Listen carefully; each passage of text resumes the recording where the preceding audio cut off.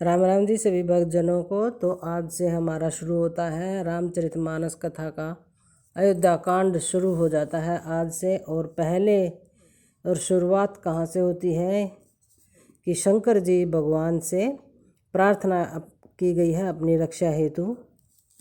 चलते हैं कथा की ओर। जिनकी गोद में हिमाचल सुता, पार्वती जी मस्तक पर गंगा जी, ललाट पर द्वितीया का चंद्रमा और कंठ में हलाहल विष और वक्ष स्थल पर सर्पराज शेष जी सुशोभित हैं। वे भस्म से विभूषित देवताओं में श्रेष्ठ सर्वेश्वर, संहार करता या भक्तों के पापनाशक, सर्वव्यापक, कल्याण रूप, चंद्रमा के समान शुभ्र वर्ण श्री शंकर जी सदा मेरी रक्षा करें। रघुकुल को आनंद देने वाले श्री रामचंद्र जी के मुखारविंद की जो शोभा राज्य अभिषेक से और राज्य अभिषेक की बात सुनकर न तो प्रसन्नता को प्राप्त हुई और न वनवास के दुख से मलिन ही हुई। वह मुख कमल की छवि मेरे लिए सदा सुंदर मंगलों को देने वाली हो। नीले कमल के समान श्याम और कोमल जिनके अंग हैं,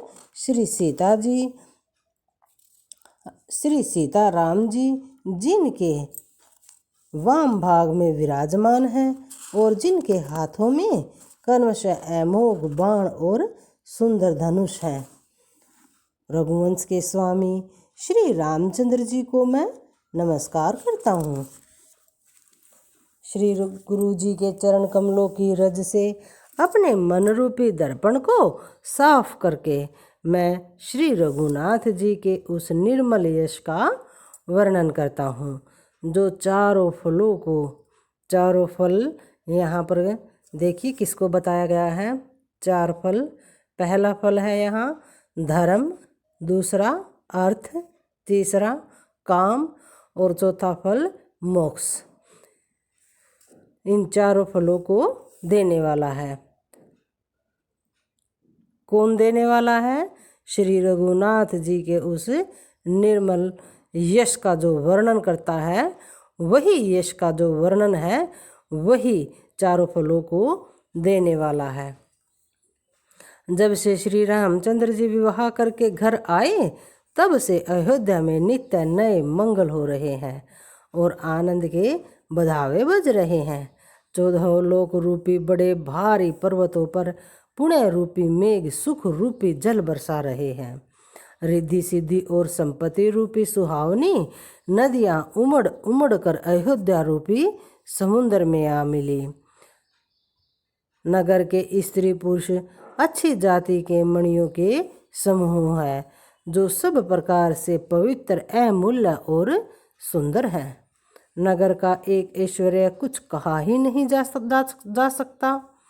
ऐसा जान पड़ता है मानो ब्रह्मा जी की कारीगरी बस इतनी ही है। सब नगर निवासी श्री रामचंद्र जी के मुख चंद्र को देखकर सब प्रकार से सुखी हो गई।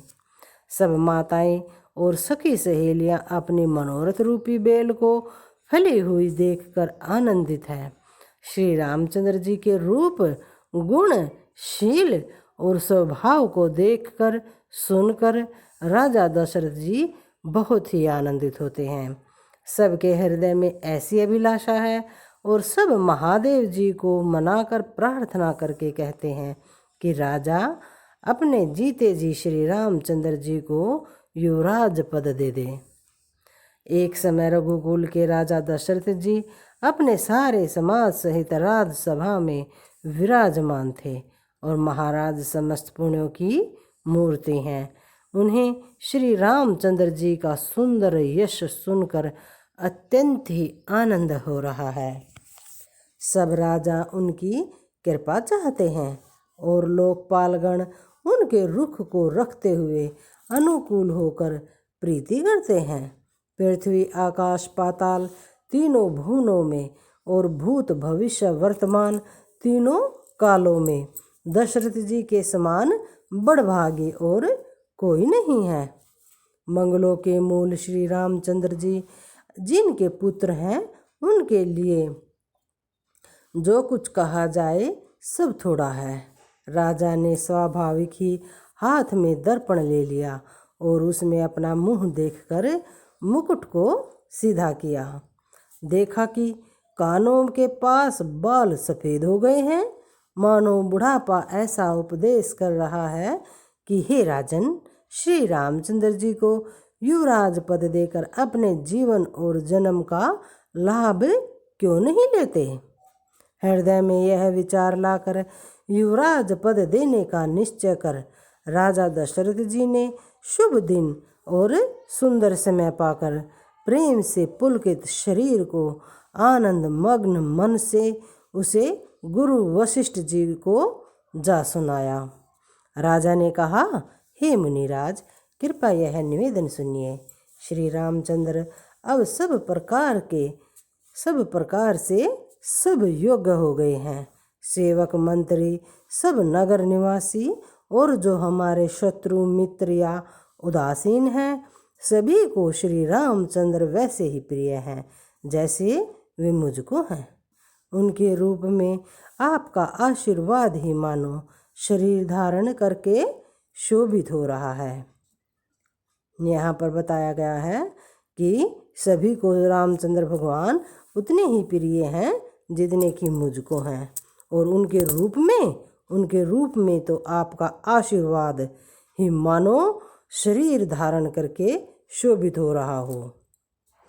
हे स्वामी, सारे ब्राह्मण परिवार सहित आपके ही समान उन पर स्नेह करते हैं। जो लोग गुरु के चरणों की रज को मस्तक पर धारण करते हैं, वे मानो समस्त ऐश्वर्य को अपने वश में कर लेते हैं।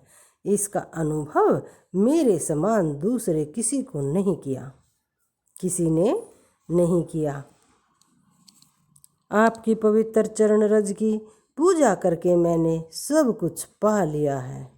तो यहाँ पर दशरथ जी ने अपना अनुभव बताया है गुरु जी को। अब मेरे मन में एक ही अभिलाषा है, हे नाथ, वह भी आप ही के अनुग्रह से पूरी होगी। राजा का सहज प्रेम देखकर मुनि ने प्रसन्न होकर कहा, नरेश, आज्ञा दीजिए, कहिए क्या अभिलाषा है। हे राजन, आपका नाम और यश ही संपूर्ण मन चाही वस्तुओं को देने वाला है। हे राजाओं के मुकुटमणि, आपके मन की अभिलाषा फल का अनुगमन करती है, अर्थात आपके इच्छा करने से पहले ही फल उत्पन्न हो जाता है।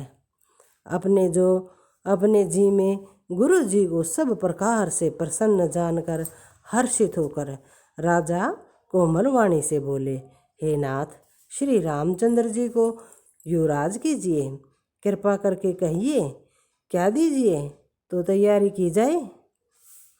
मेरे जीते जी यह आनंद उत्सव हो जाए, जिससे सब लोग अपने नेत्रों का लाभ प्राप्त कर सकें।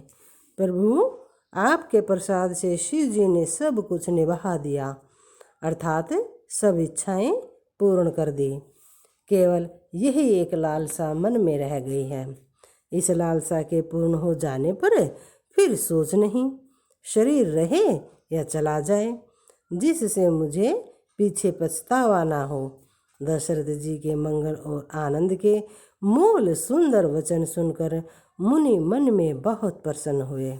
वशिष्ठ जी ने कहा, हे राजन, सुनिए, जिनसे विमुख होकर लोग पछताते हैं और जिनके भजन बिना जी की जलन नहीं जाती, वही स्वामी सर्वलोक महेश्वर श्री राम जी आपके पुत्र हुए हैं।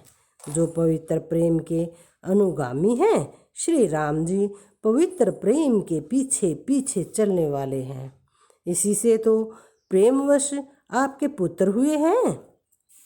हे राजन, अब देर ना कीजिए, शीघ्र सब सामान सजाइए। शुभ दिन और सुंदर मंगल तभी है जब श्री रामचंद्र जी युवराज हो जाए, अर्थात उनके अभिषेक के लिए सभी दिन शुभ और मंगलमय है। राजा आनंदित होकर महल में आए और उन्होंने सेवकों को तथा मंत्री सुमंत्र को बुलवा लिया। उन लोगों ने जय जीव कहकर सिर नवाए तब राजा ने सुंदर मंगलमय वचन श्री राम जी को युवराज पद देने का प्रस्ताव सुनाए और कहा, यदि पांचों को आप सबको यह मत अच्छा लगे तो हृदय में हर्षित होकर आप लोग श्री रामचंद्र जी का राज तिलक कीजिए। इस प्रिय वाणी को सुनते ही मंत्री ऐसे आनंदित हुए मानो उनके मनोरथ रूपी पौधे पर पानी पड़ गया हो। मंत्री हाथ जोड़कर विनती करते हैं कि जगतपति आप करोड़ों वर्ष जिए। आपने जगत भर का मंगल करने वाला भला काम सोचा है। हे नाथ, शीघ्रता कीजिए, देर ना लगाइए। मंत्रियों की सुंदर वाणी सुनकर राजा को ऐसा आनंद हुआ मानो बढ़ते हुए बेल सुंदर डाली का सहारा पा गई हो। राजा ने